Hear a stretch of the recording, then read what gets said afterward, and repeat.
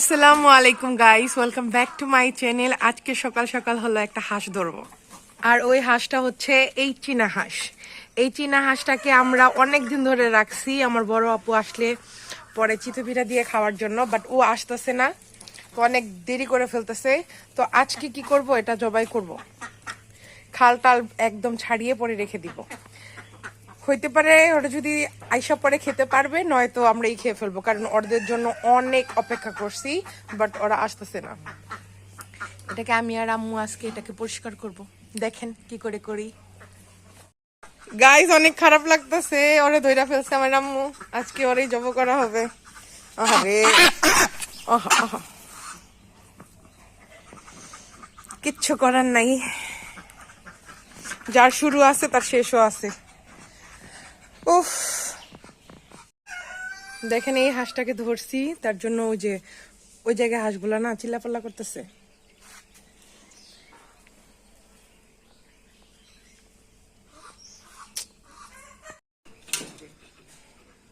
এই হাঁস দুইটার মা হলো ও কষ্টের একটা বিষয়, বুঝতেছি না কি কেমনে দেখতেছে, দেখেন কেমনে করে দেখতেছে।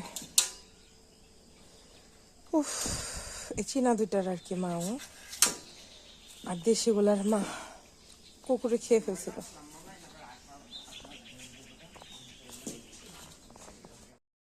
আমরা এখন হাঁসটাকে পরিষ্কার করে নিচ্ছি গরম পানি দিয়ে, অনেক কষ্ট হয়েছে।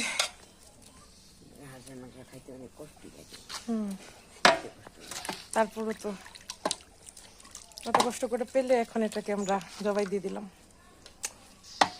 থাক, এত আফসোস করলে এটা ভালো লাগতো না, তাই না? ফাইনালি আজকে আমরা এই হাঁসের মাংসটাকে রান্না করব। ওই যে কেটে রাখছিলাম না, ওইটা আমার আপুর আসতে অনেক দেরি হয়ে গেছে, 2-3 দিন, তো ফ্রিজের মধ্যে রাখছিলাম।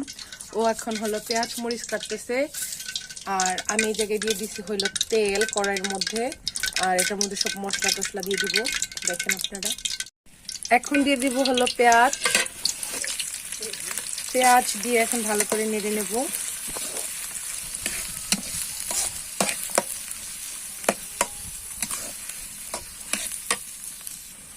পেঁয়াজগুলো হালকা একটু চিমে আসলে এখন দিয়ে দিব হলো লবণ, দিয়ে আরো ভালো করে নেড়ে নেব, ব্রাউন কালার করে নেব। দেখুন পেঁয়াজগুলো একদম ব্রাউন কালার চলে আসছে। এই মুহূর্তে দিয়ে দিব হলো আদা রসুন, এই যে দিয়ে দিলাম আদা রসুন, দিয়ে ভালো করে নেড়ে নিতে হবে।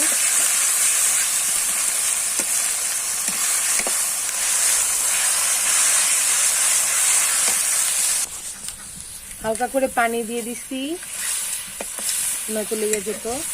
তো এখন দিয়ে দিব আর একটু ভাজার পরে সবগুলা মশলা, হলুদ মরিচ ওগুলো। গাইস, এটার মধ্যে না অল্প করে হলো বাদামের পেস্ট দিয়ে দিছি, যেটা কিনা ভিডিও করতে ভুলে গেছিলাম। এখন দিয়ে দিব ফাঁকি মশলা, প্রথমত দিয়ে দিব হলো হলুদের ফাঁকি, এখন ভালো করে নেড়ে এখন দিয়ে দিব মরিচের ফাঁকি,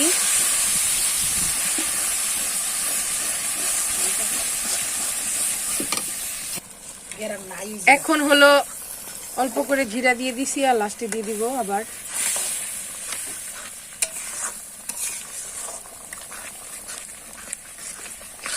ধনিয়ার ফাঁকিও দিয়ে দিছি। এখন দিয়ে দিল হলো রাঁধুনি, পাঁচ মশলা, ধনিয়া, এগুলো সব একসাথে।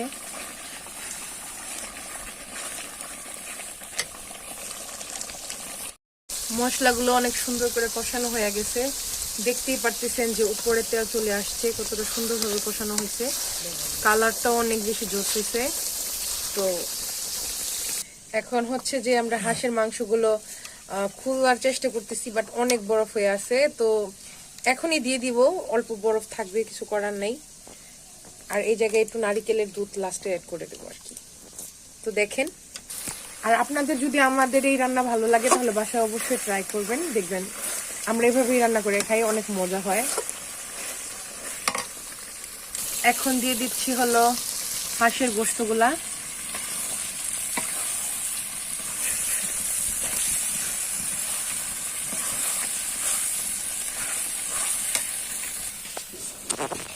সবগুলা গোশত দিয়ে দিছি আর হালকা একটু পানি দিয়ে এখন কষাই নিব। 20 মিনিটের মতো কষালেই হবে। তারপর আবার এখন ঢাকনা দিয়ে রাখবো, তারপর আবার ঢাকনা খুলে নেড়ে যদি পানি লাগে তাহলে দিয়ে দিব। আমাদের হাঁসের মাংস অনেকটুকু কষানো হয়ে গেছে, এখন এটার মধ্যে দিয়ে দিব হলো নারিকেলের দুধ। এখন দিয়ে দিব নারিকেলের দুধ।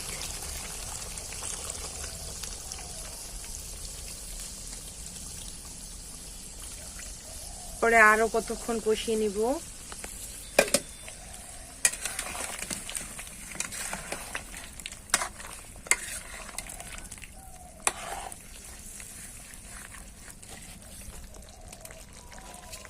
যদি চান এরকম করে ভাজতে ভাজতে কিন্তু কালা ভুনাও করে ফেলতে পারবেন, বাট আমরা এটাকে লাল ভুনাই বানাবো বা হাঁসের দিয়ে একটা ঝোল করে।